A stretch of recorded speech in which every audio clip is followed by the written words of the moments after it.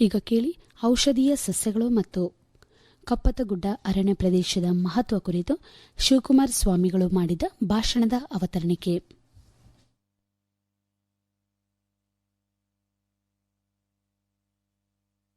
ಹತ್ತು ಬಾವಿಗಳಿಗೆ ಒಂದು ಕೆರೆ ಸಮ, 10 ಕೆರೆಗಳಿಗೆ ಒಂದು ಸರೋವರ ಸಮ, 10 ಸರೋವರಗಳಿಗೆ ಒಂದು ಸಾಗರ ಸಮ, 10 ಸಾಗರಗಳಿಗೆ ಒಬ್ಬ ಸತ್ಪುತ್ರ ಸಮ, 10 ಜನ ಸತ್ಪುತ್ರರಿಗೆ ಒಬ್ಬ ಹೆತ್ತ ತಾಯಿ ಸಮ, 10 ಜನ ಹೆತ್ತ ತಾಯಂದ್ರಿಗೆ ಒಂದು ಗಿಡ ಸಮ, ಒಂದು ಮರ ಸಮ.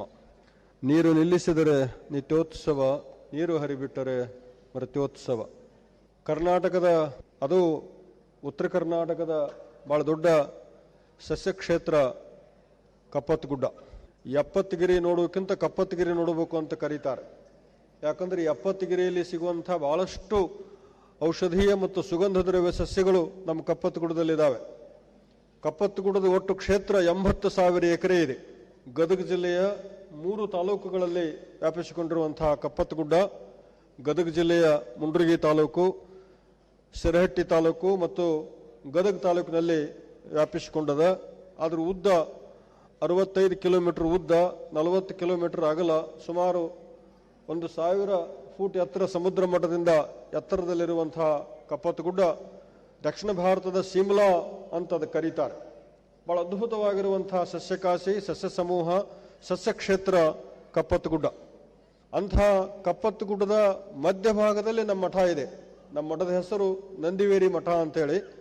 2003ನೇ ಇಸ್ವಿಯಲ್ಲಿ ನಾನು ನಂದಿವೇರಿ ಮಠದ ಪಟ್ಟಾಧಿಕಾರವನ್ನು ಸ್ವೀಕಾರ ಮಾಡಿದಾಗ ಪರಿಸ್ಥಿತಿ ಬಹಳ ಗಂಭೀರವಾಗಿತ್ತು. ಮಠದ ಹಿಂದಿನ ಬಾವಿ ಬತ್ತಿ ಹೋಗಿ 30 ವರ್ಷ ಆಗಿತ್ತು. ಮಠದ ಮುಂದಿನ ಬಾವಿ ಬತ್ತಿ ಹೋಗಿ 30 ವರ್ಷ ಆಗಿತ್ತು. ಮಠದ ಮಗ್ಗಲ ಹಳ್ಳ ಬತ್ತಿ ಹೋಗಿ 30 ವರ್ಷ ಆಗಿತ್ತು. ಅದಕ್ಕೆ ಬಂಗಾರದ ಹಳ್ಳ ಅಂತ ಕರೀತಾರೆ.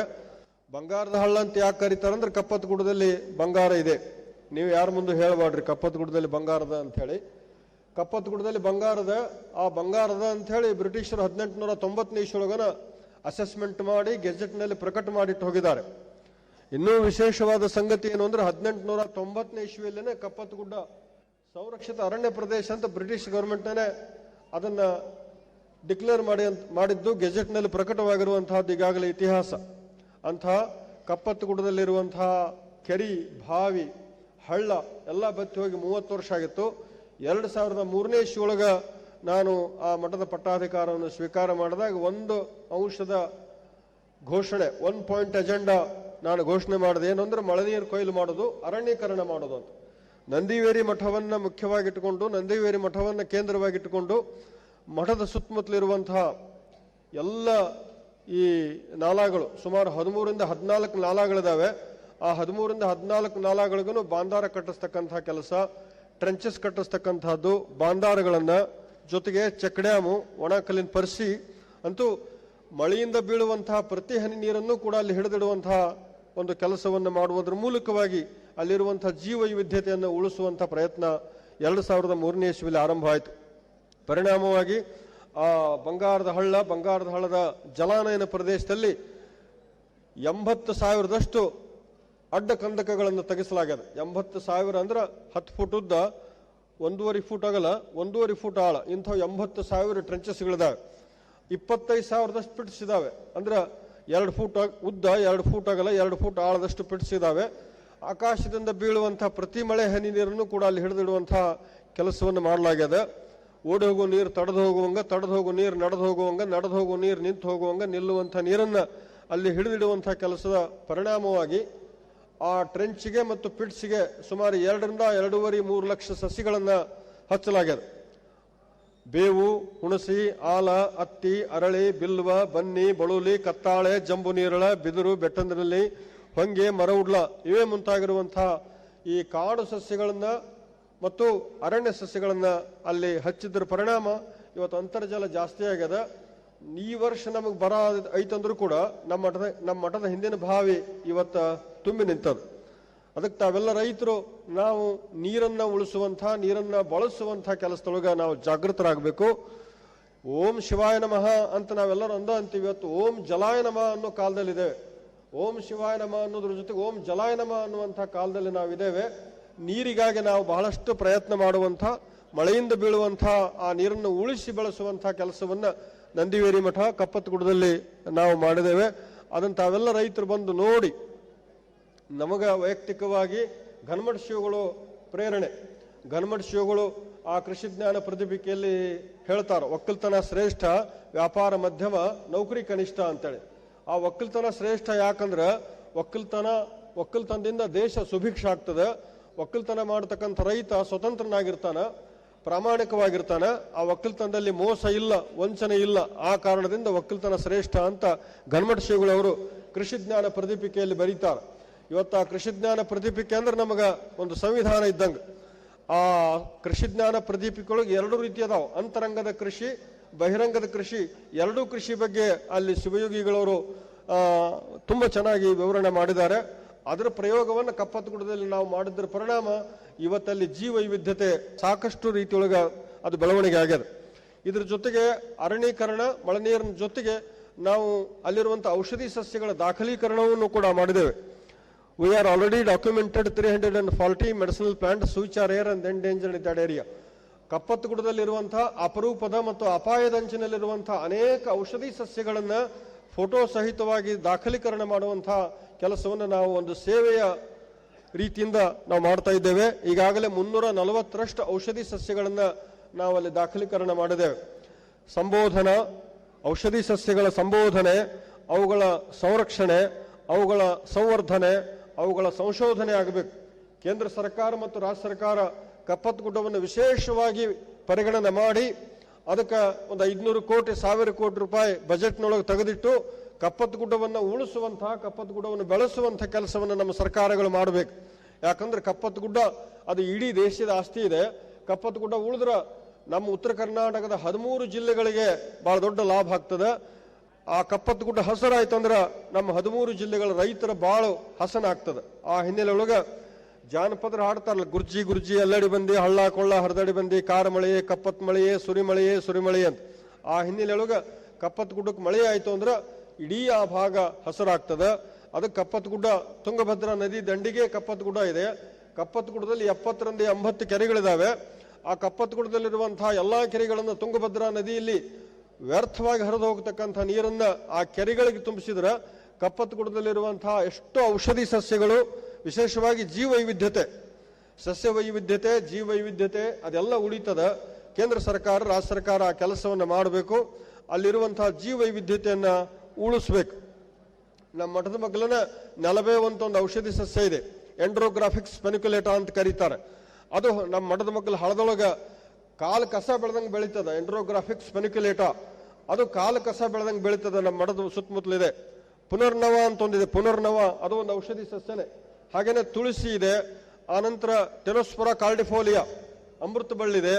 ಜೊತೆಗೆ ವಿಥಾನಿಯಾ ಸೋಮನಿಫೆರಾ ಅಂದ್ರೆ ಅಶ್ವಗಂಧ ಇದೆ. ಹೀಗೆ ಅನೇಕ ರೀತಿಯಾಗಿರುವಂತಹ ಔಷಧಿ ಸಸ್ಯಗಳು ನಮ್ಮ ಕಪ್ಪತ್ತಗುಡ್ಡದಲ್ಲಿದ್ದಾವೆ. ಆ ಬಳಿಕ ಟರ್ನೆಲಿಯಾ ಅರ್ಜುನ ಅನ್ನುವಂತಹ ಹೊಳೆಮತ್ತಿ ಮರ ಇದೆ. ಹಿಂಗೆ ಅನೇಕ ರೀತಿಯ ಔಷಧಿ ಸಸ್ಯಗಳು ನಮ್ಮ ಕಪ್ಪತ್ತಗುಡ್ಡದಲ್ಲಿದ್ದಾವೆ.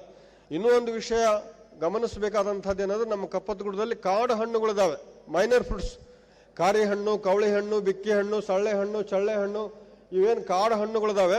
ಕಪ್ಪತ್ತಗುಡ್ಡದಲ್ಲಿ ಕಾಡು ಹಣ್ಣುಗಳಿದಾವೆ. ಒಂದು ಕಾಲಕ್ಕೆ ಆ ಹಣ್ಣುಗಳನ್ನು ಹರ್ಕೊಂಡ್ಬಂದು ಹಳ್ಳ್ಯಾಗ ಮಾರ್ತಿದ್ರು. ನಮ್ಮ ಜನ ಜೋಳ ಹಾಕ್ಯಾಕ ಹಣ್ಣು ತಗೋತಿದ್ರು. ನಮ್ಮ ಜನ ಆ ಕಾಡು ಹಣ್ಣುಗಳನ್ನು ತಿಂತಿದ್ರು. ನಮ್ಮ ಹುಡುಗರು ಕಾಡು ಹಣ್ಣುಗಳನ್ನು ತಿಂತಿದ್ರು. ಕಾರಿ ಹಣ್ಣು, ಕವಳಿ ಹಣ್ಣು ಇಂಥವೆಲ್ಲ ತಿಂತಿದ್ರು. ಆರೋಗ್ಯ ಬಹಳ ಚೆನ್ನಾಗಿರ್ತಿತ್ತು. ಆದ್ರೆ ಇವತ್ತ ನಾವು ಈ ಫಾಸ್ಟ್ ಫುಡ್ಡಿನ ಬೆನ್ನು ಹತ್ತಿದ್ದೇವೆ. ಫಾಸ್ಟ್ ಫುಡ್ ತಿಂದು ಫಾಸ್ಟಾಗಿ ಹೋಗಿಬಿಡುದು. ಈ ಹಿನ್ನೆಲೆಯೊಳಗೆ ಆ ಜೀವವೈವಿಧ್ಯತೆಯ ಕೊಂಡಿ ಕಳಿಸ್ತಾ ಇದೆ. ಅದಕ್ಕೆ ಕೇಂದ್ರ ಸರ್ಕಾರ, ರಾಜ್ಯ ಸರ್ಕಾರಗಳು ಕಾಡು ಹಣ್ಣುಗಳ ಬಗ್ಗೆ ಲಕ್ಷ್ಯ ವಹಿಸಬೇಕು. ಕಪ್ಪತ್ತಗುಡ್ಡದ ಸಮಗ್ರ ಜೀವವೈವಿಧ್ಯತೆ ಉಳಿಬೇಕು. ಕಪ್ಪತ್ತಗುಡ್ಡ ಸಮಗ್ರವಾಗಿ ಅಭಿವೃದ್ಧಿ ಆಗಬೇಕು. ಕಪ್ಪತ್ತಗುಡ್ಡ ಬರೀ ಸಂರಕ್ಷಣಾ ಅರಣ್ಯ ಪ್ರದೇಶ ಅಷ್ಟೇ ಅಲ್ಲ, ಕಪ್ಪತ್ತಗುಡ್ಡ ಅದು ವನ್ಯಜೀವಿ ಧಾಮ ಆಗಬೇಕು. ತಮಗೆ ಗೊತ್ತಿರಲಿ, ಕಪ್ಪತ್ತಗುಡ್ಡ 80,000 ಎಕರೆ ಇದೆ ಕಪ್ಪತ್ತಗುಡ್ಡ. ಆ ಕಪ್ಪತ್ತಗುಡ್ಡ ಸಮಗ್ರವಾಗಿ ಉಳಿಬೇಕು. ಕಪ್ಪತ್ತಗುಡ್ಡ ಸಮಗ್ರವಾಗಿ ಬೆಳಿಬೇಕು. ಅದಕ್ಕೆ ನಾಡಿನ ಎಲ್ಲ ಕೃಷಿ ವಿಶ್ವವಿದ್ಯಾಲಯಗಳು, ವಿಶೇಷವಾಗಿ ನಮ್ಮ ಕೃಷಿ ತಜ್ಞರು, ಕೃಷಿ ವಿಜ್ಞಾನಿಗಳು, ನಮ್ಮ ಪ್ರಗತಿಪರ ರೈತರು ಅದಕ್ಕೆ ಬಹಳಷ್ಟು ಒತ್ತು ಕೊಡ್ತಾ ಇದ್ದಾರೆ ಅಂತ ನಾನು ಭಾವಿಸ್ತೇನೆ. ನಮ್ಮ ಡಾಕ್ಟರ್ ಎಸ್ ಎ ಪಾಟೀಲ್ ಸಾಹೇಬರು ಡೆಲ್ಲಿ ಒಳಗಿದ್ದಾಗ ಕಪ್ಪತ್ತಗುಡ್ಡದ ಬಗ್ಗೆ ಬಹಳಷ್ಟು ಪ್ರಯತ್ನ ಮಾಡಿದ್ರು. ಹಾಗೇನೆ ನಮ್ಮ ದೇವೇಂದ್ರಪ್ಪ ಬೋಳಿಟುಗಂತ ಪ್ರಗತಿಪರ ರೈತರು ಇಲ್ಲಿ ಬಂದಿದ್ದಾರೆ. ಅವರಿಗೂ ಕೂಡ ಕಪ್ಪತ್ತಗುಡ್ಡದ ಬಗ್ಗೆ ತುಂಬ ಆಸಕ್ತಿ ಇದೆ. ಎಲ್ಲ ಜನ ಸಮುದಾಯ, ಎಲ್ಲ ರೈತ ಸಮುದಾಯ, ಎಲ್ಲ ಕೃಷಿ ವಿಜ್ಞಾನಿಗಳ ಬಳಗ ಕಪ್ಪತ್ತಗುಡ್ಡ ಉಳಿಬೇಕಾಗಿದೆ. ಮುಂದಿನ ಜನಾಂಗಕ್ಕೆ ದೊಡ್ಡ ಕೊಡುಗೆಯಾಗಿ ಕಪ್ಪತ್ತಗುಡ್ಡ ಮುಂದಿನ ಜನಾಂಗಕ್ಕೆ ಒಂದು ಬಳುವಳಿಯಾಗಿ ಉಳಿಬೇಕು. ಆ ಹಿನ್ನೆಲೆಯೊಳಗೆ ಕಪ್ಪತ್ತಗುಡ್ಡದ ಔಷಧಿ ಸಸ್ಯಗಳು, ಕಪ್ಪತ್ತಗುಡ್ಡದ ಜೀವ ವೈವಿಧ್ಯತೆ ಉಳಿದು ಬೆಳಲಿ ಅಂತ ಹಾರೈಸಿ ನನ್ನ ಮಾತನ್ನ ಮುಗಿಸ್ತಾ ಇದ್ದೇನೆ.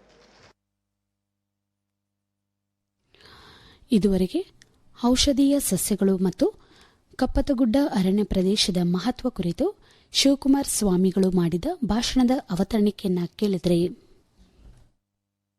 हर जोखिम से निकल कर फसल आए, सुरक्षित हो जाए, फसल बीमा से हर किसान अब आत्मनिर्भर हो जाए। संकट के समय प्रधानमंत्री फसल बीमा योजना किसानों के लिए वरदान है। अब सूखा पड़े या बाढ़ आ जाए कोई डर नहीं, अब ओले पड़े या कीट पतंगे फसल खा जाए कोई फिक्र नहीं, क्योंकि हमने लिया है प्रधानमंत्री फसल बीमा।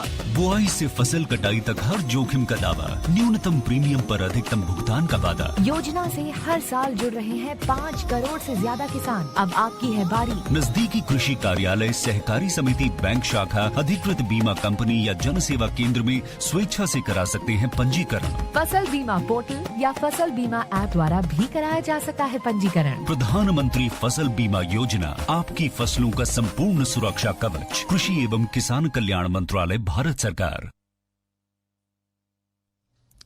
ಈಗ ಕೇಳಿ ಹವಾಮಾನ ವರದಿ ಹಾಗೂ ಹವಾಮಾನ ಆಧಾರಿತ ಕೃಷಿ ಸಲಹೆಗಳನ್ನು. ಮೊದಲಿಗೆ ಕೇಳಿ ಹವಾಮಾನ ವರದಿ. ಭಾರತ ಹವಾಮಾನ ಬೆಂಗಳೂರು ವಿಭಾಗದ ಮುನ್ಸೂಚನೆಯಂತೆ ರಾಯಚೂರು ಜಿಲ್ಲೆಯಲ್ಲಿ ಮುಂದಿನ 5 ದಿನಗಳಲ್ಲಿ 2ರಿಂದ ಅಲ್ಲಲ್ಲಿ ಮೋಡ ಕವಿದ ವಾತಾವರಣವಿದ್ದು ಹಗುರದಿಂದ ಸಾಧಾರಣ ಮಳೆಯ ಅವಕಾಶ ಇದೆ. ಗರಿಷ್ಠ ಉಷ್ಣಾಂಶ 28.3 ಡಿಗ್ರಿ ಸೆಲ್ಸಿಯಸ್ ಮತ್ತು ಕನಿಷ್ಠ ಉಷ್ಣಾಂಶ 22.1 ಡಿಗ್ರಿ ಸೆಲ್ಸಿಯಸ್ ಇರುವ ಸಾಧ್ಯತೆ ಇದೆ. ಅದೇ ರೀತಿ ಗರಿಷ್ಠ ಆರ್ದ್ರತೆಯ ಪ್ರಮಾಣ 76% ಇರುವ ಮತ್ತು ಕನಿಷ್ಠ ಆರ್ದ್ರತೆಯು 53% ಇರುವ ಸಾಧ್ಯತೆ ಇದೆ. ಗಾಳಿಯ ವೇಗ 24 ಕಿಲೋಮೀಟರ್ ಪ್ರತಿ ಗಂಟೆಗೆ ಚಲಿಸುವ ಸಾಧ್ಯತೆ ಇದೆ. ಇದುವರೆಗೆ ಹವಾಮಾನ ವರದಿ ಕೇಳಿದ್ರಿ. ಈಗ ಕೇಳಿ ಹವಾಮಾನ ಆಧಾರಿತ ಕೃಷಿ ಸಲಹೆಗಳನ್ನು.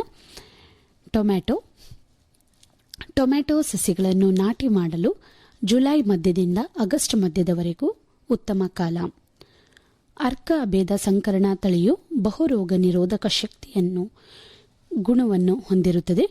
ಈ ತಳಿಯು ಮುಂಗಾರು, ಹಿಂಗಾರು ಮತ್ತು ಬೇಸಿಗೆ ಸಮಯದಲ್ಲಿ ಬೆಳೆಯಲು ಸೂಕ್ತವಾಗಿದ್ದು, ಇನ್ನು ತೊಗರಿ ಬಿತ್ತನೆ ಬಿತ್ತಿದ 20ರಿಂದ 25 ದಿನಗಳ ನಂತರ ಸತುವಿನ ಸಲ್ಫೇಟ್ ಅನ್ನು ಪುಡಿ ಮಾಡಿದ ಕೊಠಡಿಗೆ ಗೊಬ್ಬರದ ಜೊತೆ ಸಮ ಪ್ರಮಾಣದಲ್ಲಿ ಕೂಡಿಸಿ ಮಣ್ಣಿನಲ್ಲಿ ಬೆರೆಸಬೇಕು. ತೊಗರಿಯಲ್ಲಿ ಮಣ್ಣಿನ ತೇವಾಂಶದ ಸಂರಕ್ಷಣೆಗೆ ಮತ್ತು ಸಸ್ಯಗಳ ಸಂಖ್ಯೆಗಳನ್ನು ಸರಿಯಾದ ಪ್ರಮಾಣದಲ್ಲಿ ಉಳಿಸಿಕೊಳ್ಳಲು ದಟ್ಟವಾಗಿ ಬೆಳೆದಿರುವ ಸಸಿಗಳನ್ನು ಕಿತ್ತು ತೆಗೆಯಬೇಕು.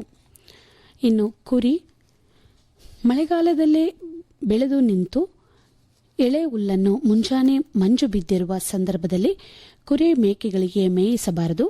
ಇದರಿಂದ ಕರಳುಬೇನೆ ರೋಗ ಕಾಣಿಸಿಕೊಳ್ಳುವ ಸಾಧ್ಯತೆಗಳಿರುತ್ತವೆ. ಇದುವರೆಗೆ ಹವಾಮಾನ ಆಧಾರಿತ ಕೃಷಿ ಸಲಹೆಗಳನ್ನು ಕೇಳಿದ್ರಿ. ಪ್ರಿಯ ರೈತರೇ, ನಿಮ್ಮ ಹೊಲಗಳು ಉಳುಮೆ ಮಾಡುತ್ತಿರಬೇಕು. ನಿಮ್ಮ ಪ್ರತಿಯೊಂದು ಸಮಸ್ಯೆಗೆ ಪರಿಹಾರ ಸಿಗಬೇಕು. ಈ ಹೃತ್ಪೂರ್ವಕ ಆಶಯದೊಂದಿಗೆ ನಾವು ನಿಮ್ಮ ಸೇವೆಗೆ nurture.farm ಆಪ್ ಅನ್ನು ಪ್ರಸ್ತುತಪಡಿಸುತ್ತಿದ್ದೇವೆ.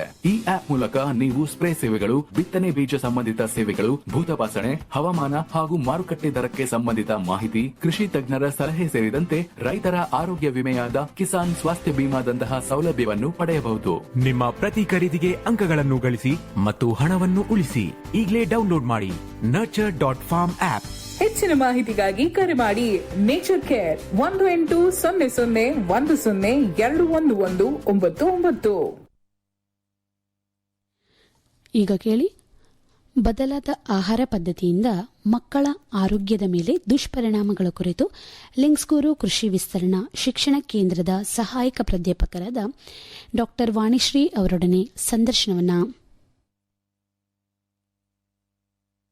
ಲಿಂಗಸೂಗೂರಿನ ಕೃಷಿ ವಿಸ್ತರಣಾ ಶಿಕ್ಷಣ ಕೇಂದ್ರದಲ್ಲಿ ಸಹಾಯಕ ಪ್ರಾಧ್ಯಾಪಕರಾಗಿರ್ತಕ್ಕಂತಹ ಡಾಕ್ಟರ್ ಎಸ್ ವಾಣಿಶ್ರೀ ಅವರು ಇಂದು ನಮ್ಮ ಜೊತೆಗಿದ್ದಾರೆ.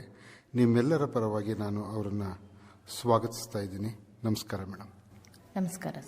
ಸಾಮಾನ್ಯವಾಗಿ ಸೋಮಾರಿಗಳಾದವರಿಗೆ ಒಂದು ಮಾತು ಹೇಳ್ತಾರೆ, ಊಟ ಮಾಡ್ತಾನೆ, ಮಲಗ್ತಾನೆ, ಮತ್ತೆ ಸೋಮಾರಿಯಾಗಿ ಕಾಲ ಕಳೀತಾನೆ ಅಂಥೇಳಿ.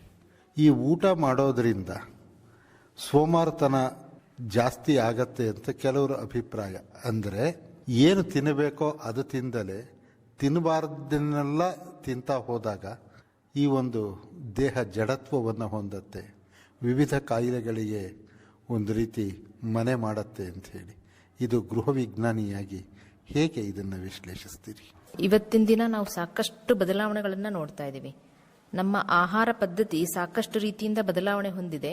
ಸಾಕಷ್ಟು ಸಂಸ್ಕರಣಾ ಪದಾರ್ಥಗಳು ಅಂದರೆ ಆಹಾರವನ್ನು ಸಂಸ್ಕರಣೆ ಮಾಡಿ ತಿನ್ನುವಂಥ ರೂಢಿಯಲ್ಲಿರೋದ್ರಿಂದ ಮತ್ತು ನಮ್ಮ ಜೀವನ ಶೈಲಿಯೂ ಕೂಡ ತುಂಬ ಬದಲಾಗಿದೆ. ಆ ನಿಟ್ಟಿನಲ್ಲಿ ನಮ್ಮ ಆಹಾರ ಪದ್ಧತಿ ಬದಲಾಗಿರೋದ್ರಿಂದ ಮಕ್ಕಳು ಈ ರೀತಿಯಾಗಿ ಏನು ಬೇಕೋ ಅದನ್ನು ತಿನ್ನೋದನ್ನು ರೂಢಿಯಲ್ಲಿ ಮಾಡ್ಕೊಳ್ಳೋದ್ರಲ್ಲಿ ತಪ್ಪೇನೂ ಇಲ್ಲ. ಅಂತ ಹೇಳಿದರೆ ನಮ್ಮ ಆಹಾರ ಪದ್ಧತಿ ಯಾಕೆ ಬದಲಾಯಿತು ಅದನ್ನು ನಾವು ಒಂದು ಸ್ವಲ್ಪ ನೋಡ್ತಾ ಹೋದರೆ ನೋಡಿ, ಇವಾಗ ಯಾರಿಗೂ ಟೈಮ್ ಇಲ್ಲ ಅಂತ ಹೇಳಿದ್ರೆ ನಾಗರಿಕತೆ ಒಂದು ಕಡೆ, ಇಂಡಸ್ಟ್ರಿಯಲೈಸೇಷನ್ ಒಂದು ಕಡೆ, ಎಲ್ಲರಿಗೂ ದುಡಿಯುವಂಥ ಧಾವಂತ. ಬೆಳಗ್ಗೆ ಎದ್ದು ಕೂಲಿ ಕೆಲಸಕ್ಕೆ ಹೋಗೋ ಹೆಣ್ಮಕ್ಳಿರ್ಬೋದು, ಕೆಲಸ ಮಾಡೋದಕ್ಕೆ ಹೋಗೋಂಥ ಹೆಣ್ಮಕ್ಳಿರ್ಬೋದು, ಸಮಯದ ಅಭಾವ ಅಂದರೆ ನಮ್ಮ ಒಂದು ಜೀವನ ಶೈಲಿ ಕೂಡ ತುಂಬ ಬದಲಾಗಿದೆ. ಮೊದಲೆಲ್ಲ 4 ಗಂಟೆಗೆದ್ದು ಎಲ್ಲ ಕೆಲಸಗಳನ್ನ ಅಚ್ಚುಕಟ್ಟಾಗಿ ಮಾಡಿಕೊಂಡು 9 ಗಂಟೆ ಅಂದ್ರೆಲ್ಲ ಮುಗಿಸ್ಕೊಳ್ತಿದ್ರು. ಆದರೆ ಇತ್ತೀಚಿನ ದಿನಗಳಲ್ಲಿ ಏನಾಗಿದೆ, ನಾವು ಸಾಕಷ್ಟು ಟಿವಿ ಇರ್ಬೋದು, ಕಂಪ್ಯೂಟರ್ಸ್ ಇರ್ಬೋದು, ಇದರಲ್ಲಿ ಕೆಲಸ ಮಾಡ್ತಾ ಹೊತ್ತಲ್ಲದ ಹೊತ್ತಿನಲ್ಲಿ ಮಲಗೋದು ಒಂದು ನಮಗೊಂದು ಅಭ್ಯಾಸ. ಹಾಗಾಗಿ ಬೆಳಗ್ಗೆ ದಿನಚರಿನೇ ನಮ್ಮದು ಲೇಟಾಗಿ ಶುರು ಆದಾಗ ನಮ್ಮ ಎಲ್ಲ ಕಾರ್ಯಕ್ರಮಗಳು ಹಿಂದಾಗ್ತಾ ಹೋಗ್ತವೆ. ಆ ನಿಟ್ಟಿನಲ್ಲಿ ನಾವು ಬೆಳಗ್ಗೆ ಮಾಡಬೇಕಾದಂತಹ ಉಪಹಾರವನ್ನಾಗಲಿ ಎಲ್ಲ ಧಾವಂತದಲ್ಲಿ ನಾವು ತಯಾರಿ ಮಾಡಿಕೊಂಡು ತಿಂತಾ ಇರೋದ್ರಿಂದ ಅದೇ ರೂಢಿ ನಮ್ಮ ಮಕ್ಕಳಲ್ಲೂ ಕೂಡ ಅಭ್ಯಾಸ ಆಗ್ತಾ ಹೋಗುತ್ತೆ. ಅದ್ರ ಜೊತೆಗೆ ನಮ್ಮಲ್ಲಿ ಆಹಾರ ಪದ್ಧತಿ ಕೂಡ ಬದಲಾಗ್ತಾ ಇದೆ. ಅದ್ರ ಬಗ್ಗೆ ನಾವು ಒಂದು ಸ್ವಲ್ಪ ಮಾತಾಡ್ಬೇಕಂತ ಹೇಳಿದ್ರೆ, ಯಾಕೆ ಆಹಾರ ಪದ್ಧತಿ ಬದಲಾಗ್ತಾ ಹೋಗ್ತಿದೆ ಅಂತ ಹೇಳಿದ್ರೆ, ಮೇನ್ ಆಗಿ ನಮಗೆ ಸಮಯದ ಅಭಾವನೆ. ಎಲ್ಲ ಒಂದು ಸಮತೋಲನ ಆಹಾರ ಅಂತ ಹೇಳ್ತಿದೀವಲ್ಲ, ಆ ಥರದ ಆಹಾರ ಪದ್ಧತಿ ನಾವು ಇವತ್ತು ಬಳಸ್ತಾ ಇಲ್ಲ. ಯಾಕಂತ ಹೇಳಿದ್ರೆ ನಮ್ಮ ಜೀವನ ಶೈಲಿಯಲ್ಲಿ ಬದಲಾವಣೆಯನ್ನು ಸಾಕಷ್ಟು ರೀತಿಯಲ್ಲಿ ನಾವು ನೋಡಿದ್ದೇವೆ. ಇಲ್ಲಿ ಒಂದು ಸಣ್ಣ ಪ್ರಶ್ನೆ. ಆದಿಮಾನವ ಮಾಂಸವನ್ನು ಬೇಯಿಸ್ದಲೇ ತಿಂತಾ ಇದ್ದ, ಗಟ್ಟಿಮುಟ್ಟಿಯಾಗಿದ್ದ. ತದನಂತರದ ದಿನಗಳಲ್ಲಿ ಮಾತಾಡೋದನ್ನು ಕೇಳ್ತೇವೆ. ಹಿಂದೆ ಒಂದು ಕಾಲದಲ್ಲಿ ನಮ್ಮ ಅಜ್ಜ ಇದ್ದರು, ಮುತ್ತಜ್ಜ ಇದ್ದರು, ಕಲ್ಲನ್ನು ತಿಂದು ಅರಗಿಸ್ಕೋತಾ ಇದ್ದರು, ಅವರು ಶಕ್ತಿವಂತರಾಗಿದ್ದರು, ಭಾಳ ಆಯಸ್ಸಿತ್ತು. ಈಗಿನ ಫುಡ್ಡಲ್ಲಿ ಅಂಥದ್ದು ಇಲ್ಲ. ಇದೇ ಒಂದು ಕಾರಣ ಅಂತ. ಈ ಪ್ರೋಸೆಸ್ ಇದೆಯಲ್ಲ, ಈ ಒಂದು ಬದಲಾವಣೆಯ ಆಹಾರದ ಕ್ರಮಗಳು ಮತ್ತೆ ಮಾಡೋ ರೀತಿ, ಈ ಉದಾಹರಣೆಗೆ ಹೇಳಬೇಕು ಅಂದರೆ ಕೆಲವರು ಹೇಳ್ತಾರೆ, ನೀವೇ ಕೇಳಿರಬಹುದು, ಈ ಕಟ್ಟಿಗೆ ಒಲೆಯಲ್ಲಿ ಅಡುಗೆ ಮಾಡಿದ್ರೆ ಅದರ ರುಚಿನೇ ಬೇರೆ ಅಂತ ಹೇಳ್ತಾರೆ. ಅಥವಾ ಸೋರೆ ಬುರುಡೆ ಈ ಥರದ್ರಲ್ಲಿ ಅಡುಗೆ ಮಾಡಿದ್ರೆ ಮಣ್ಣಿನ ಒಂದು ಪಾತ್ರೆ, ಅದರಲ್ಲಿ ಮಾಡುವಂಥ ಕಲಗಚ್ಚು ಅಂತ, ಆ ಒಂದು ಪಾತ್ರೆಯಲ್ಲಿ ಮಾಡುವಂಥ ಅಡುಗೆಗಳ ರುಚಿಯೇ ಬೇರೆ. ಈಗ ಆ ರುಚಿನೇ ಸಿಗ್ತಾ ಇಲ್ಲ ಅಂತ ಹೇಳ್ತಾರೆ. ತಾವು ಹೇಳ್ತಿರೋದು ಒಂದು ಮಟ್ಟಿಗೆ ಸತ್ಯ ಇರ್ಬೋದು. ಈಗ ಮುಂದಿನ ಕಾಲದಲ್ಲಿ ನಾವು ನೋಡ್ತಾ ಇದ್ವಿ, ಮಣ್ಣಿನ ಪಾತ್ರೆಗಳಲ್ಲೇ ಮೊದಲು ಅಡುಗೆ ಮಾಡ್ತಾ ಇದ್ದಿದ್ದು. ಯಾಕಂದ್ರೆ ಅವಾಗೆಲ್ಲ ಆಧುನೀಕರಣ ಇರಲಿಲ್ಲ, ಈ ಥರದ ಪಾತ್ರೆಗಳ ಲಭ್ಯ ಕೂಡ ಇರಲಿಲ್ಲ. ಅದ್ರ ಜೊತೆಗೆ ನಮ್ಮ ಮಣ್ಣಿನಲ್ಲಿ ಸಾಕಷ್ಟು ಪೋಷಕಾಂಶಗಳು ಇರ್ತಿದ್ವು. ಅಂತ ಹೇಳಿದ್ರೆ ನಾವು ಮಿನರಲ್ಸ್ ಅಂತ ಏನು ಹೇಳ್ತೀವಲ್ಲ, ಈಗ ಕಬ್ಬಿಣಾಂಶ ಇರ್ಬೋದು, ಸತ್ತು ಇರ್ಬೋದು, ಜಿಂಕ್ ಇರ್ಬೋದು, ಈ ಥರದ್ದೆಲ್ಲ ಮಣ್ಣಿನಲ್ಲಿ ಬೆರೆತು ಹೋಗಿರ್ತಿತ್ತು. ನಾವು ಅಡುಗೆ ಮಾಡುವಾಗ ಅದ್ರ ಮುಖಾಂತರನೂ ಕೂಡ ನಮ್ಮ ಅಡುಗೆಗಳಲ್ಲಿ ಹೆಚ್ಚಿನ ಮೈಕ್ರೋ ನ್ಯೂಟ್ರಿಯೆಂಟ್ಸ್ ಅಂತ ಹೇಳ್ತೀವಿ, ಲಘು ಪೋಷಕಾಂಶಗಳು ನಮ್ಮ ಆಹಾರದೊಟ್ಟಿಗೆ ಬೆರೆತು ನಮಗೆ ಅದು ಊಟದ ಜೊತೆಗೆ ಲಭ್ಯ ಆಗ್ತಾ ಇತ್ತು. ನಂತರ ನಾವು ಬೆಳೀತಿದ್ದಂಥ ಬೆಳೆ ಕೂಡ ಆವಾಗ ಈಗಿನಷ್ಟು ರಾಸಾಯನಿಕ ವಸ್ತುಗಳ ಬಳಕೆ ಇರಲಿಲ್ಲ. ನಾವು ಹಿಂದಿನ ಕಾಲದಲ್ಲಿ ಬೆಳೀತಿರ್ತಕ್ಕಂಥ ಬೆಳೆಗಳಲ್ಲಿ ಸಾಕಷ್ಟು ಕೊಟ್ಟಿಗೆ ಗೊಬ್ಬರಗಳನ್ನು ಬಳಸಿ ನಾವು ಬೆಳೀತಾ ಇದ್ದಿದ್ರಿಂದ ಎಲ್ಲ ಪೋಷಕಾಂಶಗಳು ನಾವು ಬೆಳೀತಿರ್ತಕ್ಕಂಥ ಆಹಾರ ಧಾನ್ಯಗಳಲ್ಲಿ ಲಭ್ಯ ಆಗ್ತಿತ್ತು. ಆದರೆ ಇತ್ತೀಚಿನ ದಿನಗಳಲ್ಲಿ ನಾವೇನು ಮಾಡ್ತಾ ಇದ್ದೀವಿ ಅಂದರೆ, ಎಲ್ಲಾನು ರಾಸಾಯನಿಕ ಗೊಬ್ಬರಗಳು ಮತ್ತು ಕೀಟನಾಶಕಗಳು, ಹೀಗೆ ಪೀಡೆನಾಶಕಗಳನ್ನು ಅತಿಯಾದ ಬಳಕೆಯಿಂದ ನಮ್ಮ ಮಣ್ಣಿನಲ್ಲಿರ್ತಕ್ಕಂಥ ಜೀವಸತ್ವಗಳನ್ನು, ಪೋಷಕಾಂಶಗಳನ್ನು ಎಲ್ಲವನ್ನು ನಾವು ಕಡಿಮೆ ಮಾಡ್ತಾ ಹೋಗ್ತಾ ಇರೋದ್ರಿಂದ ನಮ್ಮ ತಿನ್ನುವ ಆಹಾರ ಧಾನ್ಯಗಳಲ್ಲೇ ಸಾಕಷ್ಟು ಪೋಷಕಾಂಶಗಳ ನ್ಯೂನತೆಯನ್ನು ನಾವು ಕಾಣಿಸ್ಕೋಬಹುದು. ಅದರ ಜೊತೆಗೆ ಇತ್ತೀಚಿನ ದಿನಗಳಲ್ಲಿ ನಮಗೆ ಸ್ವಲ್ಪ ಪೋಷಕಾಂಶಗಳ ಕಡಿಮೆ ಇದೆ ಅಂತ ಅನ್ನಿಸಿದಾಗ ನಾವೇನು ಮಾಡ್ತಾ ಇದ್ದೀವಿ, ಮತ್ತೆ ಆರ್ಗ್ಯಾನಿಕ್ ಫಾರ್ಮಿಂಗ್ ಅಂದರೆ ಸಾವಯವ ಕೃಷಿಯತ್ತ ನಾವು ಮನಸ್ಸು ಮಾಡ್ತಾ ಇದ್ದೀವಿ. ಹಾಗಾಗಿ ನಮಗೆ ಈ ಇತ್ತೀಚಿನ ದಿನಗಳಲ್ಲಿ ತಿಂತಕ್ಕಂಥ ಆಹಾರದಿಂದ ಅಷ್ಟೊಂದು ನಮಗೆ ಶಕ್ತಿ ದೊರೆಯದೇ ಇರಬಹುದು, ಎಲ್ಲ ಪೋಷಕಾಂಶಗಳು ದೊರೆಯದೇ ಇರಬಹುದು. ಈ ಒಂದು ಕೆಟ್ಟ ಆಹಾರ ಪದ್ಧತಿ ಅಂತ ಆ ಪದ ಪ್ರಯೋಗ ಮಾಡೋದಕ್ಕೆ ಕ್ಷಮೆ ಇರಲಿ. ಏನಾಗ್ತಾ ಇದೆ, ಸಣ್ಣ ಸಣ್ಣ ಹುಡುಗರಲ್ಲಿ ಡಾಕ್ಟ್ರ್ ಹೇಳೋದನ್ನು ಕೇಳ್ತಾ ಇರ್ತೇವೆ ನಾವು. ಡಯಾಬಿಟಿಸ್ ಬಂದುಬಿಟ್ಟಿದೆ, ಅವನಿಗೆ BP ಬಂದುಬಿಟ್ಟಿದೆ, ಈಗಿನ ಫುಡ್ಡೇ ಇದಕ್ಕೆ ಕಾರಣ ಅಂತ ಮತ್ತು ಮೂಲ ಅಲ್ಲಿಗೆ ಹೋಗ್ತಾರೆ. ಇನ್ನೊಂದು, ಈ ಒಬೆಸಿಟಿ ಅನ್ನೋ ಮಾತು ಸಹ ತುಂಬ ಕೇಳಿಬರುತ್ತೆ. ಈ ಬೊಜ್ಜು ಅಂತಕ್ಕಂತಹದ್ದು ಯಾರನ್ನು ಕೇಳಲಿ, ಇಲ್ಲ ಅದು ತಿಂತಾರೆ ಆದರೆ ಅದನ್ನು ಕರಗಿಸೋವಂಥ ಕ್ರಮ ಇವರು ಕೈಗೊಳ್ತಾ ಇಲ್ಲ ಅನ್ನೋದು ಎರಡನೇ ಮಾತು. ಇನ್ನು ಮೂರನೇದು, ನೀವು ಹೇಳಿದಂಥ ತುಂಬ ಆಶ್ಚರ್ಯಕರ ಸಂಗತಿ ಅಂತ ಹೇಳಿದ್ರೆ, ಈಗ ಔಷಧೀಯ ಸಸ್ಯಗಳು ಏನಿದ್ದಾವೆ ಅಥವಾ ಬೇರೆ ಯಾವುದೇ ಸಸ್ಯಗಳು ಇರಬಹುದು, ಅದನ್ನು ಔಷಧಿಯಾಗಿ ಬಳಕೆ ಮಾಡ್ಕೊಳ್ತಕ್ಕಂತಹ ಕ್ರಮ ಆಯುರ್ವೇದ ಮತ್ತು ಇತರ ಪದ್ಧತಿಗಳಲ್ಲಿ ಇತ್ತೀಚೆಗೆ ತುಂಬ ಜಾಗೃತ ಆಗ್ತಾ ಇದೆ. ಈ ಕೀಟನಾಶಕಗಳನ್ನು ಬಳಸಿ ಆ ಒಂದು ಮರಗಳನ್ನು ಬೆಳೆಸೋದ್ರಿಂದ ಅದರಲ್ಲಿರ್ತಕ್ಕಂಥ ಔಷಧೀಯ ಗುಣ ಊಟದಷ್ಟೇ ವಿಲೋಮ ಆಗತ್ತಾ? ಯಾವಾಗಲೂ ನಾವು ಬೆಳೆಸ್ತಕ್ಕಂಥ ರಾಸಾಯನಿಕ ವಸ್ತುಗಳನ್ನು ಮಾರ್ಕೆಟಿಗೆ ಬಿಡೋದಕ್ಕೂ ಮೊದಲು ಸಾಕಷ್ಟು ಸಂಶೋಧನೆಗಳು ಅದರ ಮೇಲೆ ನಡೆದಿರ್ತವೆ. ಅದರ ಪ್ರಕಾರ ನಾವು ಹೇಗೆ ಡಾಕ್ಟರ್ಗಳು ಹೇಳ್ತಾರೆ, ಈಗ 1 ಮಿಲಿಗ್ರಾಮ್ ಅಥವಾ 2 ಮಿಲಿಗ್ರಾಮ್ನಷ್ಟು ಇರ್ತಕ್ಕಂಥ ಒಂದು ಟ್ಯಾಬ್ಲೆಟನ್ನು ಇಷ್ಟು ತೂಕ ಇರೋ ಮಗು ತಗೋಬಹುದು ಅಂತ, ಅದೇ ಥರ ನಾವು ರೈತರಿಗೂ ಕೂಡ ಹೇಳುವಾಗ ಯಾವಾಗ್ಲೂ ಇಷ್ಟೇ ಡೋಸೇಜ್ನಲ್ಲಿ ರಾಸಾಯನಿಕ ವಸ್ತುಗಳನ್ನು ಬಳಕೆ ಮಾಡಬೇಕು, ಅದಕ್ಕಿಂತ ಹೆಚ್ಚಿಗೆ ಆದರೆ ಅದು ವಿಷ ಆಗತ್ತೆ ಅಂತೇಳಿ ನಾವು ಅವ್ರಿಗೆ ಮನದಟ್ಟು ಮಾಡಿದಾಗ್ಯೂ ಕೂಡ ಅನೇಕ ಜನರಿಗೆ ಇದ್ರ ಬಗ್ಗೆ ಮಾಹಿತಿ ಇರೋದಿಲ್ಲ, ಅಥವಾ ಅಷ್ಟೊಂದು ಅವರಲ್ಲಿ ಲಿಟ್ರಸಿ ಅಂತ ಹೇಳಿದ್ರೆ ನಾವು ಸಾಕ್ಷರಸ್ಥರು ಇರೋದಿಲ್ಲ, ಅನಕ್ಷರಸ್ಥರು ಜಾಸ್ತಿ ಸಂಖ್ಯೆ ಇರೋದ್ರಿಂದ ಅದರದ್ದು ದುಷ್ಪರಿಣಾಮಗಳೇ ಜಾಸ್ತಿ. ನಂತರದಲ್ಲಿ ನಾವು ಈಗ ಹೇಳಿರ್ತೀವಿ, ಉದಾಹರಣೆಗೆ ನಮ್ಮ ಮನುಷ್ಯರ ವೈದ್ಯರನ್ನೇ ತಗೊಳ್ಳಿ, ಅವ್ರು ಹೇಳಿರ್ತಾರೆ ಇದು ಅತಿ ಜಾಸ್ತಿ ಅನಿಸ್ದಾಗ ಮಾತ್ರ ಇದನ್ನು ತಗೊಳ್ಳಿ, ಸುಮ್ಮನೆ ತಗೊಳಕ್ ಹೋಗಬೇಡಿ ಅಂತೇಳಿ. ಆದರೆ ಇಲ್ಲೇನಾಗ್ತಾ ಇದೆ, ನಾವು ಊಟ ಮಾಡಿದ ನಂತರನೇ ಟ್ಯಾಬ್ಲೆಟ್ ತಗೋಬೇಕು ಅಂತೇಳಿ ಸಜೆಸ್ಟ್ ಮಾಡಿರ್ತಾರೆ. ಆದರೂ ಕೂಡ ನಾವೇನು ಮಾಡ್ತೀವಿ, ಕೆಲವೊಂದು ಸಲ ಊಟ ಮಾಡ್ದೇನೆ ತಗೊಳ್ಳೋಂಥ ಪರಿಸ್ಥಿತಿಗಳು ಬರ್ತವೆ. ಹಾಗೇನೆ ನಮ್ಮ ಮಣ್ಣಿಗೆ ನಾವು ಮೊದಲು ಹೇಳೋಂಥದ್ದು FOM ಅಂತ ಹೇಳ್ತೀವಿ, ಅಂದರೆ ಕೊಟ್ಟಿಗೆ ಗೊಬ್ಬರ ಹಾಕಿದ ನಂತರನೇ ನಾವು ಯಾವುದೇ ಆಗಲಿ ರಾಸಾಯನಿಕ ವಸ್ತುಗಳಾಗಲಿ ಕೀಟನಾಶಕಗಳನ್ನಾಗಲಿ ಬಳಸಿದಾಗ ಅದಕ್ಕೆ ಒಂದು ರೆಸಿಸ್ಟೆನ್ಸ್ ಪವರ್ ಅಂತ ಹೇಳ್ತೀವಿ, ರೋಗ ನಿರೋಧಕ ಶಕ್ತಿ ಮಣ್ಣಿಗೆ ಹೆಚ್ಚಿಗೆ ಆಗುತ್ತೆ. ಮತ್ತು ಯಾವುದೇ ಕೀಟ ಆಗಲಿ ರೋಗ ಆಗಲಿ ಬಾಧೆ ಬಂದಾಗ ತನ್ನ ಸ್ವಂತ ಇಮ್ಯುನಿಟಿಯಿಂದ ತಾನು ರೆಸಿಸ್ಟೆನ್ಸ್ ಮಾಡ್ಕೊಳ್ಳೋಂಥ ಪವರ್ ಅದಕ್ಕಿರುತ್ತೆ. ಆದರೆ ನಾವೇನು ಮಾಡ್ತಾ ಇದ್ದೀವಿ, ಇಲ್ಲಿ ಪಶು ಆಧಾರಿತ ನಮ್ಮಲ್ಲಿ ಕೃಷಿ ಕಡಿಮೆ ಆಗ್ತಾ ಇದೆ, ಕೊಟ್ಟಿಗೆ ಗೊಬ್ಬರ ಸಿಗೋದು ಕಡಿಮೆ ಆಗ್ತಾ ಇದೆ. ಅದು ಇಲ್ಲದೆ ಪಕ್ಷದಲ್ಲಿ ನಾವೇ ಹೇಳ್ತೀವಿ ಹಸಿರೆಲೆ ಗೊಬ್ಬರವನ್ನಾದರೂ ಬಳಸಿ ಮಣ್ಣಿನ ಉತ್ಕೃಷ್ಟತೆಯನ್ನು ಕಾಪಾಡ್ಕೋಬೇಕು ಅಂತ. ಅದು ಕೂಡ ಮಾಡಲಿಕ್ಕೆ ಸಾಧ್ಯ ಆಗದೇ ಇದ್ದಾಗ ಕೇವಲ ರಾಸಾಯನಿಕಗಳಿಂದಲೇ ನಾವು ಕೃಷಿಯನ್ನು ಮಾಡ್ತಾ ಹೋದಾಗ ಆ ರಾಸಾಯನಿಕ ವಸ್ತುಗಳ ಉಳಿಕೆಗಳು ಅದರಲ್ಲಿ ಕಂಡು ಬರತಕ್ಕಂಥದ್ದು ಸಹಜ ಸಾಮಾನ್ಯವಾದ ಒಂದು ಪ್ರವೃತ್ತಿ. ಅದನ್ನು ಕೂಡ ಕಂಡುಹಿಡಿಯೋದಕ್ಕೆ ಈಗ ಸಾಕಷ್ಟು ಲ್ಯಾಬೊರೇಟರಿಗಳು ಇದಾವೆ. ಅದೇ ತರ ನಮ್ಮ ರಾಯಚೂರು ಕೃಷಿ ವಿಶ್ವವಿದ್ಯಾಲಯದಲ್ಲೂ ಕೂಡ ಒಂದು ಪೆಸ್ಟಿಸೈಡ್ ಅನಾಲಿಸಿಸ್ ಲ್ಯಾಬ್ ಅಂತಿದೆ. ಅಲ್ಲಿ ನಾವು ಕೆಲವೊಂದು ತರಕಾರಿಗಳನ್ನಾಗಲಿ ಯಾವುದೇ ಆಹಾರ ಪದಾರ್ಥಗಳನ್ನಾಗಲಿ ಎಷ್ಟು ಅದರಲ್ಲಿ ಉಳಿಕೆ ಆಗಿದೆ, ಅದರಿಂದ ನಮ್ಮ ಆರೋಗ್ಯಕ್ಕೆ ಎಷ್ಟು ಹಾನಿಕರ ಅದನ್ನೆಲ್ಲ ಅನಲೈಸಿಸ್ ಮಾಡೋದಕ್ಕೆ ಸಾಕಷ್ಟು ಲ್ಯಾಬ್ಗಳಿದ್ದಾವೆ. ಅದನ್ನೆಲ್ಲ ಬಳಸಿಕೊಂಡು ನಾವು ಅನಲೈಸ್ ಮಾಡಿದಾಗ ಅದರಲ್ಲಿ ಉಳಿಕೆಗಳು ಕಂಡು ಬಂದಿದ್ದು ನಿಜ ಇದೆ. ನೀವು ಅಕ್ಷರಸ್ಥರು ಮತ್ತು ಅನಕ್ಷರಸ್ಥರು ಇವ್ರ ಬಗ್ಗೆ ಪ್ರಸ್ತಾಪ ಮಾಡ್ತಾ ಇದ್ರಿ. ನಾವು ಅಕ್ಷರಸ್ಥರ ಬಗ್ಗೆಯೇ ಹೋಗೋಣಂತೆ.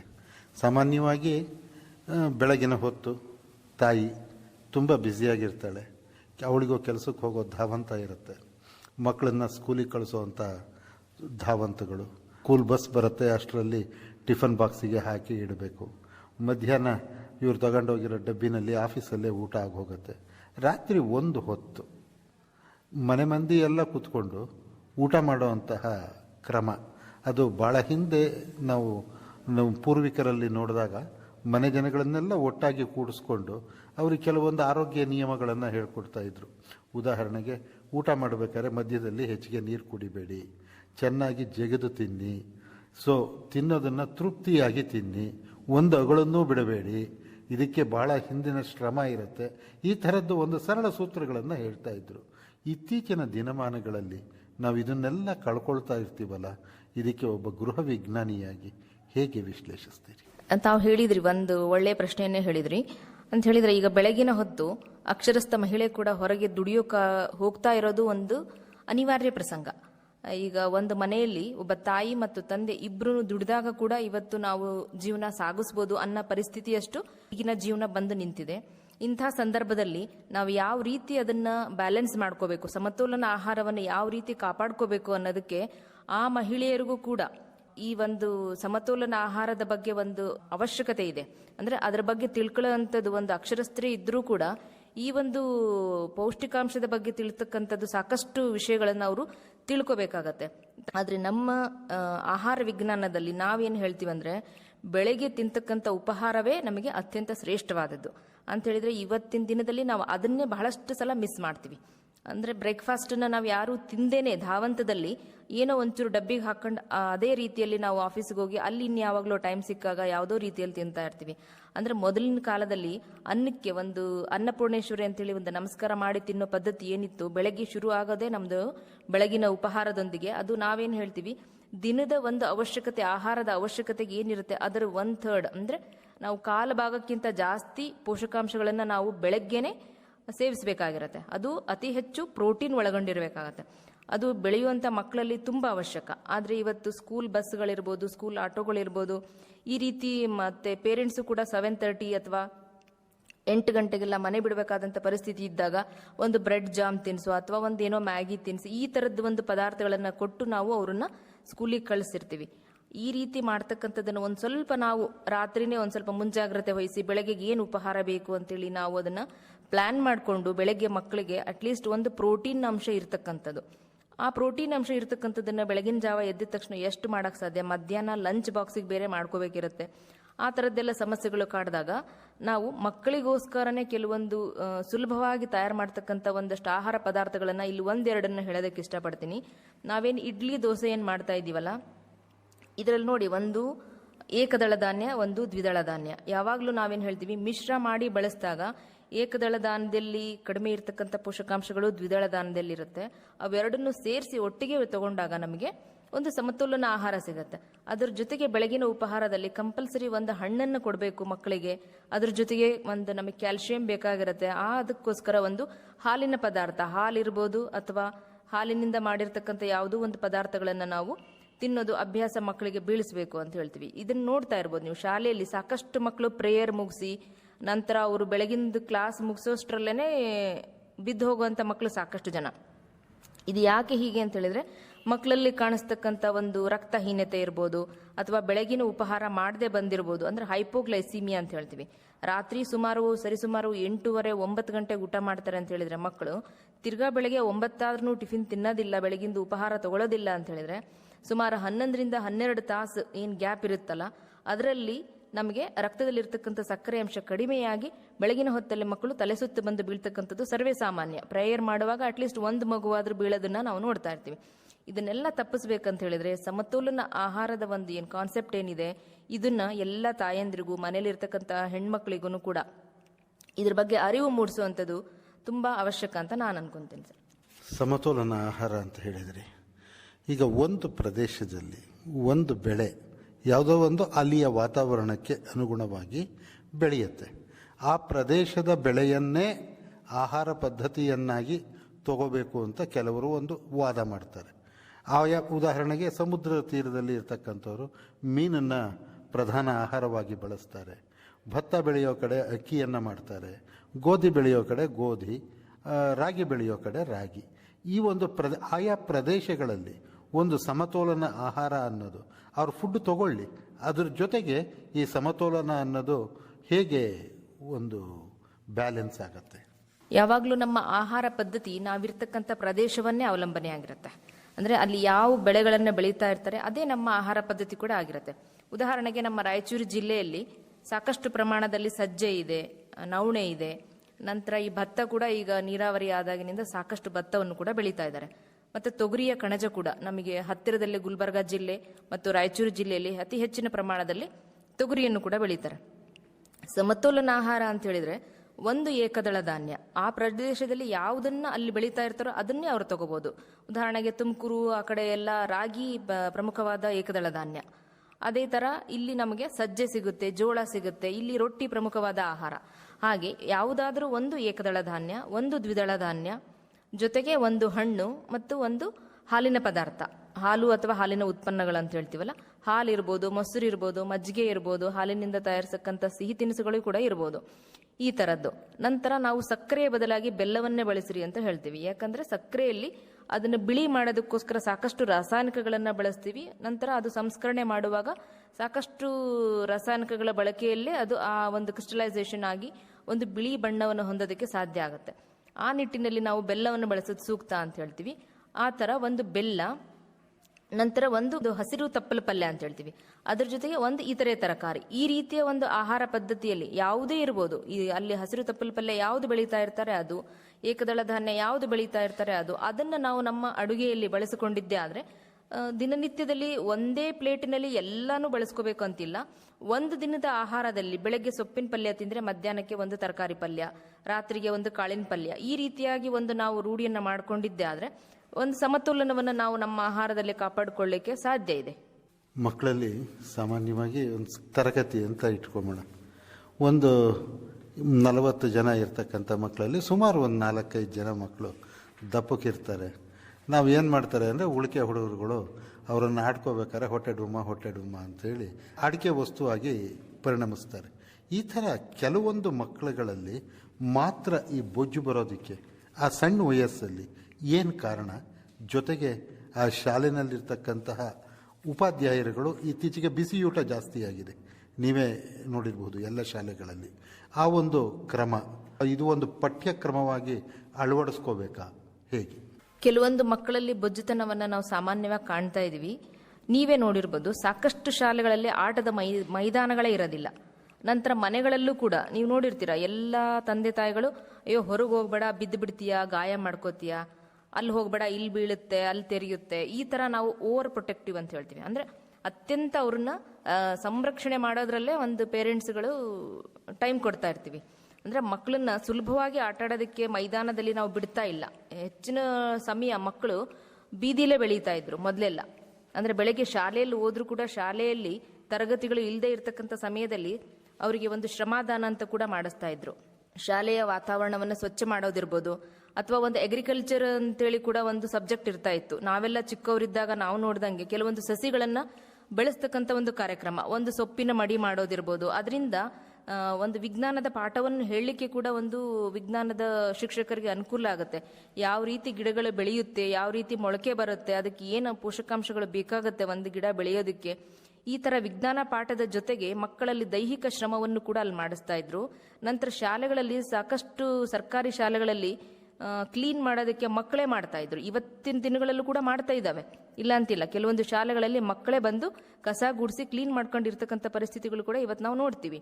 ಅಂತಹ ಸಮಯದಲ್ಲಿ ಮಕ್ಕಳಿಗೆ ಎಲ್ಲರ ಜೊತೆ ಸೇರಿ ಕೆಲಸ ಮಾಡ್ತಕ್ಕಂಥ ಒಂದು ಕೆಲಸವನ್ನು ಕಲಿತಾ ಇದ್ರು. ಯಾರು ಮೇಲು ಕೀಳು ಅನ್ನೋದು ಒಂದು ಭಾವ ಕೂಡ ಅಲ್ಲಿ ಇರಲಿಲ್ಲ. ಶ್ರೀಮಂತರ ಮಕ್ಕಳನ್ನು ಅದೇ ಶಾಲೆಯಲ್ಲಿ ಬರ್ತಿದ್ರು, ಬಡವರ ಮಕ್ಕಳನ್ನು ಅದೇ ಶಾಲೆಯಲ್ಲಿ ಬೆಳೀತಾ ಇದ್ರು. ಎಲ್ಲರೂ ಸೇರಿ ಒಟ್ಟಿಗೆ ಆಟ ಆಡ್ತಿದ್ರು. ಅದರಿಂದ ನಮಗೆ ನಾವು ತಿಂತಕ್ಕಂಥ ಆಹಾರ ಕರಗೋದಕ್ಕೆ ಒಂದು ಸಾಧ್ಯ ಆಗ್ತಿತ್ತು. ಇತ್ತೀಚಿನ ದಿನಗಳಲ್ಲಿ ನಾವೇನ್ ಮಾಡ್ತಾ ಇದೀವಿ, ಎಲ್ಲ ಜಾಸ್ತಿ ಜನ ಕಳಿಸ್ತಾ ಇರೋದು ಪ್ರೈವೇಟೈಸೇಷನ್ ಆಗಿರ್ತಕ್ಕಂಥ ಸ್ಕೂಲ್ಗಳಲ್ಲಿ. ಅಲ್ಲಿ ಎಲ್ಲ ವ್ಯವಸ್ಥೆಗಳು ಇರ್ತವೆ. ಇಲ್ಲಿ ಆ ಮಕ್ಕಳಿಗೆ ಯಾವುದೇ ತರ ಶ್ರಮ ಇರೋದಿಲ್ಲ. ಅಲ್ಲಿ ಏನಾದರೂ ಕಸ ಗುಡಿಸೋದು ಈ ತರದ ಕೆಲಸಗಳನ್ನ ಹಚ್ಚಿದ್ರೆ ಯಾವ ಪೇರೆಂಟ್ಸ್ ಕೂಡ ಬಂದು ಗಲಾಟೆ ಮಾಡ್ತಕ್ಕಂಥ ಸಂದರ್ಭಗಳನ್ನ ನಾವು ನೋಡಿರ್ತೀವಿ. ಅದ್ರ ಜೊತೆಗೆ ಶಾಲೆಗಳಲ್ಲಿ ಅಷ್ಟೇ ಅಲ್ಲ, ಮನೆಯಲ್ಲೂ ಕೂಡ ಮಕ್ಕಳು ಕುತ್ಕೊಂಡಲ್ಲೇನೆ ಎಲ್ಲ ಕೆಲಸಗಳನ್ನ ಮಾಡ್ತಕ್ಕಂಥದ್ದನ್ನ ನಾವು ನೋಡ್ತಾ ಇರ್ತೀವಿ. ಅಂತ ಹೇಳಿದ್ರೆ ಹೊರಗೆ ಆಟ ಆಡೋದಕ್ಕೆ ಹೋಗು, ಬ್ಯಾಟ್ ಆಟ ಆಡ್ರಿ, ಒಂದು ಚೆಂಡಿನ ಆಟ ಆಡಿ ಅಂತ ಹೇಳಿದಾಗ ಅವ್ರೇನ್ ಮಾಡ್ತಾರೆ, ಮೊಬೈಲ್ನಲ್ಲಿ ಇರ್ತಕ್ಕಂಥ ಗೇಮ್ಸ್ಗಳನ್ನೇ ಜಾಸ್ತಿ ಹೊತ್ತು ಸಮಯ ಅದರಲ್ಲೇ ಕಳೀತಾ ಇರ್ತಾರೆ. ಅದ್ರ ಜೊತೆಗೆ ಮನೆಗೆ ಇಬ್ರು ದುಡಿತಾ ಇರ್ತಕ್ಕಂಥ ಪೇರೆಂಟ್ಸ್ ಇದ್ರೆ ಮಾತ್ರ ಅವ್ರಿಗೆ ಮನೆಯಲ್ಲಿ ಒಬ್ಬನಿಗೆ ಕುತ್ಕೊಂಡು ಬೇಜಾರಾಗತ್ತೆ ಅಂತ ಹೇಳಿ ಒಂದು ಮೊಬೈಲ್ ಇಟ್ಟಿರ್ತಾರೆ. ಕಂಪಲ್ಸರಿ ಅವರು ಅದನ್ನ ಆಟ ಆಡ್ಕೊಂಡು ಅವ್ರಿಗೆ ಏನ್ ಸೇಫ್ಟಿ ಬೇಕು ಪೇರೆಂಟ್ಸಿಗೆ, ಮಗು ಸೇಫ್ ಆಗಿ ಮನೆ ಒಳಗಡೆ ಇದ್ರೆ ಸಾಕು. ಅದು ಸುಮ್ಮನೆ ಹೇಗೆ ಕೂರಕ್ ಸಾಧ್ಯ? ಒಂದು ಟಿವಿ ನೋಡ್ತಾ ಇರುತ್ತೆ, ಇಲ್ಲ ಅಂತ ಹೇಳಿದ್ರೆ ಮೊಬೈಲಲ್ಲಿ ಗೇಮ್ ಆಡ್ತಾ ಇರುತ್ತೆ. ಅದು ಬಂದಿದ ತಕ್ಷಣ ನಾವು ತಿನ್ನೋದಕ್ಕೇನಾದ್ರೂ ಕೊಡೋಕ್ಕೂ ಮೊದಲು ಅವರಿಗೆ ಸ್ಕೂಲಿಂದ ಬಂದಾಗ ಹಸಿವಾಗಿರುತ್ತೆ. ಅದನ್ನ ನಿವಾರಣೆ ಮಾಡೋದಕ್ಕೋಸ್ಕರ ನಾವು ನಮಗೆ ಈಸಿ ಆಗಂತ ಪದಾರ್ಥಗಳು, ಒಂದಷ್ಟು ಚಿಪ್ಸ್ ಇರ್ಬೋದು, ಒಂದಷ್ಟು ಬೇಕರಿ ಪ್ರಾಡಕ್ಟ್ಸ್ ಇರ್ಬೋದು, ಇಂಥವನ್ನೆಲ್ಲ ಡಬ್ಬನಲ್ಲಿ ಕಂಪಲ್ಸರಿ ಎಲ್ಲರ ಮನೆಯಲ್ಲೂ ಸಿಗ್ತಕ್ಕಂಥ ಪದಾರ್ಥಗಳು. ಕುತ್ಕೊಂಡಲ್ಲೇ ಅವನ್ನ ತಿಂದು ತಿಂದು ಮಕ್ಕಳು ಮನೆಯಲ್ಲಿ ಮಾಡ್ತಕ್ಕಂಥ ಆಹಾರವನ್ನ ರುಚಿ ಕಳ್ಕೊಳ್ತಾ ಹೋಗ್ತಾರೆ. ನೀವು ನೋಡಿ, ಬೇಕರಿ ಪದಾರ್ಥಗಳಲ್ಲಿ ನಾವು ಎಷ್ಟು ಮೈದಾವನ್ನು ಬಳಸ್ತೀವೋ ಅದರದ್ದು ಈಕ್ವಲ್ ಪ್ರಪೋರ್ಷನ್ ಅಲ್ಲಿ ನಾವು ಡಾಲ್ಡಾ ಬಳಸ್ತಾ ಇರ್ತೀವಿ. ಅದರಲ್ಲಿ ಅಂತ ಒಂದು ಕೊಬ್ಬಿನಾಂಶ ಇರತಕ್ಕಂಥ ಆಹಾರ ಪದಾರ್ಥವನ್ನು ನಾವು ಸೇವನೆ ಮಾಡಿದಾಗ ಅದನ್ನ ಕರಗಿಸೋದಕ್ಕೆ ಸಾಕಷ್ಟು ಶ್ರಮ ಪಡಬೇಕಾಗತ್ತೆ. ಶ್ರಮ ಅಂತ ಹೇಳಿದ್ರೆ ನಮ್ಮ ಕೆಲಸವನ್ನ ನಾವು ಮಾಡ್ಕೊಳ್ಳೋದ್ರಿಂದ ಹಿಡಿದು ಹೊರಗಡೆ ದೈಹಿಕ ಶ್ರಮವಾದಂಥ ಒಂದು ವಾಕಿಂಗ್ ಇರ್ಬೋದು, ಆಟಗಳನ್ನು ಆಡೋದಿರ್ಬೋದು, ಇದು ಯಾವುದು ಇವತ್ತಿನ ದಿನಗಳಲ್ಲಿ ನಾವು ಕಾಣ್ತಾ ಇಲ್ಲ.